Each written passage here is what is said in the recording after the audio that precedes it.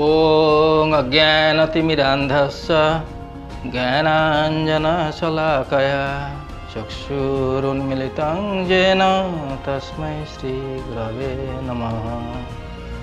नमो विष्णुपादाय कृष्णपृष्ठाय भूतले श्रीमते भक्तिवेदान्त स्वामिनीति नामिने।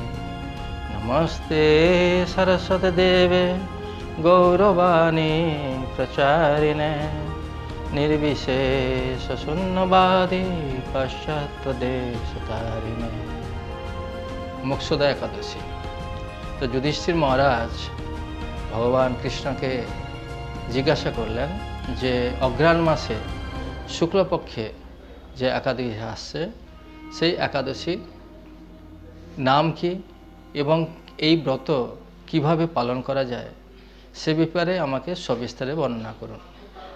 তার প্রত্যুত্তরে ভগবান কৃষ্ণ বললেন যে শুক্লপক্ষের অঘ্রাণ মাসে যে একাদশী সেই একাদশীকে মোক্ষদা একাদশী নামে পরিচিত এবং এই মোক্ষদা একাদশী হচ্ছে যদি কেউ করে থাকেন তাহলে বাজপেয় যজ্ঞের ফল লাভ হয়ে থাকে।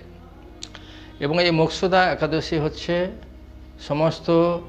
যে সমস্ত একাদশী আছে সেই একাদশীর মধ্যে এটা হচ্ছে পাপ নাশিনী একাদশী।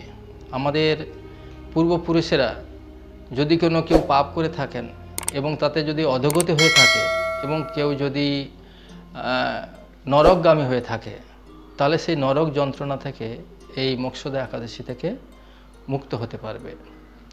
তো এই সম্বন্ধে একটা কাহিনী রয়েছে। এই মনোরম চম্পকনগর বলে একটা রাজ্য ছিল এবং সেখানে বৈখানস নামে একজন পরম বৈষ্ণব রাজা বাস করতেন। এবং এই বৈখানস যে রাজা ছিলেন তিনি খুব সমৃদ্ধশালী এবং বৈষ্ণব ভগবানের পরম ভক্ত ছিলেন। তার রাজ্যে সবাই পুণ্যবান লোকেরা বাস করতেন। তিনি প্রজাদেরকে পুত্র স্নেহে পালন করতেন এবং তার রাজ্য সমৃদ্ধশালী ছিল যেহেতু তারা সবাই রাজা ছিলেন পরম বৈষ্ণব। তো সেজন্য রাজ্যের অনেকেই বেশিরভাগ লোকেরাই সমৃদ্ধশালী ছিলেন। তো একদিন রাজা তিনি স্বপ্নে দেখলেন যে তার পিতা তিনি এই নরক যন্ত্রণা ভোগ করছেন। এই নরক যন্ত্রণা যে ভোগ করছেন এইটা দেখে তিনি অত্যন্ত বেদনাগ্রস্ত হলেন এবং তিনি ভাবলেন যে আমার এত ঐশ্বর্য সম্পদ, আমার স্ত্রী পুত্র কন্যা রাজ্যের প্রজারা সবাই সুখে শান্তিতে রয়েছেন, কিন্তু আমার পিতা সেখানে নরক যন্ত্রণা ভোগ করছেন। তো সেখানে আমি কি করে আমি মনে শান্তি পাবো বা আমি এখানে রাজ্য শাসন করব। তো সেই জন্য তিনি খুব চিন্তান্বিত হয়ে উঠলেন এবং তার সেই স্বপ্নের কথা তিনি তার যে পার্শ্বদগণ আছেন মন্ত্রী আমত্ত তাদেরকে বর্ণনা করলেন। তখন তার সেই মন্ত্রী আমত্ত সবাই মিলে বললেন যে মহারাজ এই আমাদের এই রাজ্যের নিকটে একজন ত্রিকালজ্ঞ এই ঋষি বাস করেন, তার নাম হচ্ছেন পর্বত ঋষি বা পর্বত মুনি। তো আমরা এই পর্বত মুনির কাছে যাই। তিনি হচ্ছেন ত্রিকালজ্ঞ ঋষি। তিনি আপনার এই যে পিতা যে নরক যন্ত্রণা ভোগ করছেন তার একটা সদু উপায় তিনি নিশ্চয় করবেন।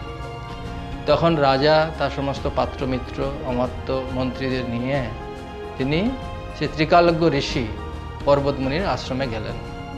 পর্বতমুনির আশ্রমে উপস্থিত হয়ে তারা সবাই পর্বতমুনিকে প্রণাম এবং তাকে দণ্ডবোধ করলেন এবং পর্বতমুনিও তাদেরকে সাদরে অভ্যর্থনা করলেন এবং রাজাকে সাদর সম্ভাষণ করলেন এবং তার আশ্রমে আসার কারণ তিনি জানতে চাইলেন। তখন রাজা তাকে সবিস্তারে তার স্বপ্নের কথা বললেন যে তার পিতা এই নরক যন্ত্রণা ভোগ করছেন এবং এর কারণ কি এবং কি উপায়ে তার পিতা এই নরক যন্ত্রণা থেকে মুক্তি দিতে পারবেন।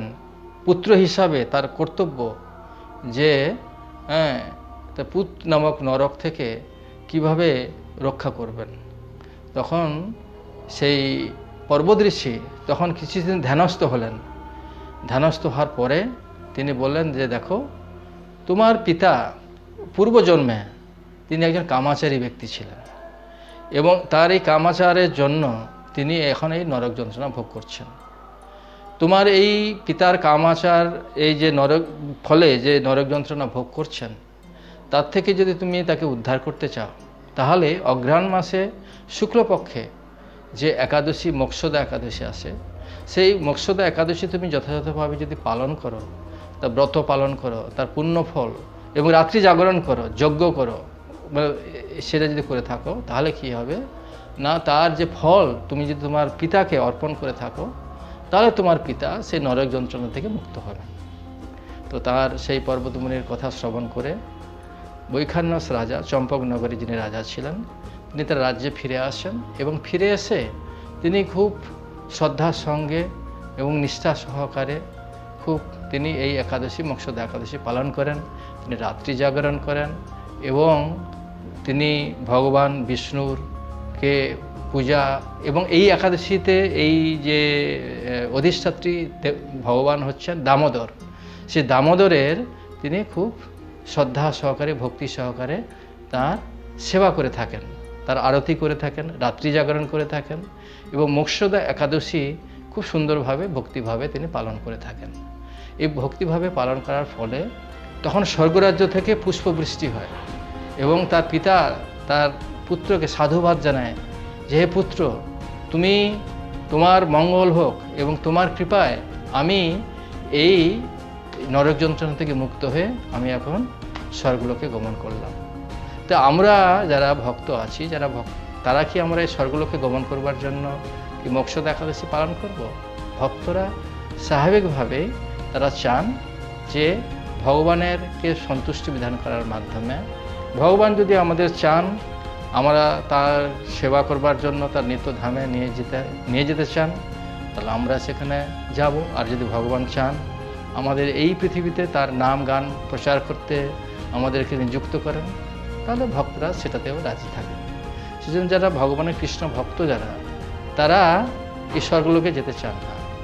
তারা চান কি না, ভগবান যেখানে তাদেরকে রাখবেন, যেরকম ভক্তিবিনোদ ঠাকুর বলছেন, পশু পাখি হয়ে থাকি স্বর্গে বা নিরয়ে, তব ভক্তি থাকুক ভক্তি বিনোদ হৃদয়ে।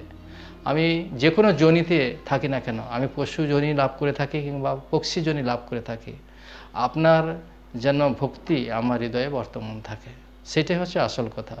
যেরকম পশু জনিতে যেরকম বাঁদর, হনুমান, তারা ভগবান রামচন্দ্রের সেবা করার সুযোগ পেয়েছিলেন।